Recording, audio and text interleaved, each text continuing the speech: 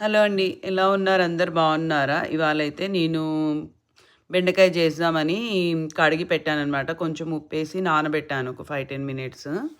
తర్వాత నేను ఫ్రీ ఫ్రోజన్‌లో పన్నీర్ ఉందని చెప్పేసి బయట పెట్టాననమాట. సరే ఈ మధ్యలో కొంచెం రెగ్యులర్‌గా ఒక 50-100 గ్రామ్స్ ప్రోటీన్ కోసం తీసుకుంటున్నాను గదా!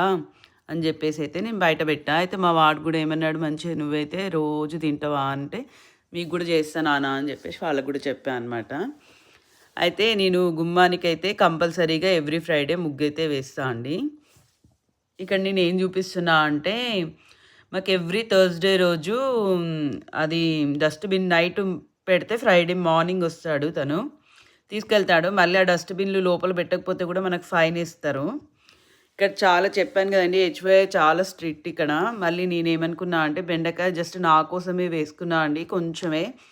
తెలీదు నైట్ మళ్ళీ వీళ్ళు తింటారో లేదో అని జెప్పేసి ఇంకా ఆయిల్ తక్కువేసుకొని జస్ట్ నా మందం వేసుకున్నా బెండకాయ వేసుకున్నా.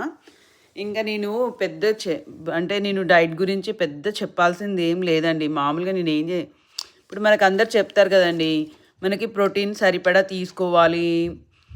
ప్లస్ ప్రోటీన్ మనకి అంటే బాడీకి సరిపడా అంటే మన స్కిన్ కానీ ఏదైనా కొంచెం టైట్‌గా, ఫిట్‌గా ఉండాలి అని జెప్పేసి. దాంతో పాటు మనం సరిపడా వెజిటబుల్స్ తీసుకోవాలనమాట. అట్లయితే ఏమవుతదంటే మనకి మంచి న్యూట్రిషన్స్ ఎప్పుడైనా ప్రోటీన్‌తో పాటు వెజ్జీస్ కలిపితేనే మనకు మంచి న్యూట్రిషన్స్ కానీ, మెటబాలిజం గూడా ఇంప్రూవ్‌మెంటు, ప్లస్ గుడ్ డైజెషన్ గూడా మంచిగా డైజెస్ట్ అవుతది. ప్లస్ మనకి హెల్తీ రిజల్ట్ ఈజీగా వచ్చేస్తాయి. అంతే అండి. ఇక్కడ నేను పెరుగు నార్మల్‌గా తీసుకునే బెండకాయ, పెరుగు, కొంచెం ఆకుకూర, క్యారెట్, వైట్ రైస్ కొద్దిగనే కార్బ్స్ కాబట్టి, మనం ఏమి ఎక్కువ వర్క్ చేయట్లేదు కాబట్టి, రైస్ కొంచెమే తీసుకున్నా. అంతే అండి. నేను పెద్ద ఎక్స్‌ప్లెయిన్ చేయాలి అనంటే మీకు అందరికీ తెలుస్తది. నాకు తెలీదని ఏం గాదు. బట్ ఏదో కొంచెం తెలవని వాళ్ళకైనా, తెలిసిన వాళ్ళకైనా యూజ్ అవుతదేమో నా వల్ల కొంచెం అని జెప్పేసి తీయడం.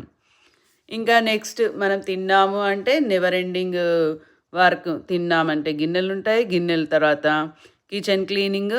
ఇంకా నాకైతే ఏంటి అంటే మెయిన్ హాలు మనకు ఫస్ట్ కింద మాకు హాలొస్తది, కిచెనొస్తదనమాట. ఇవి రెండే ఎక్కువుంటాయి. ఇంకా బెడ్‌రూమ్స్ అన్నీ పైనుంటాయి. ఫస్ట్ ఆఫ్ ఆల్ నాకైతే కింద ఎప్పుడు ఉండేది అక్కడే కాబట్టి కిచెన్ దగ్గర అది నీట్‌గా ఉంటేనే నాకైతే మంచి హ్యాపీగా అనిపిస్తదండి. అందు గురించని జెప్పేసి నాకు వంట అయిపోయింది, టైం ఉంది అంటే మాత్రం ఫస్ట్ క్లీనింగ్ చేసేస్తా అండి.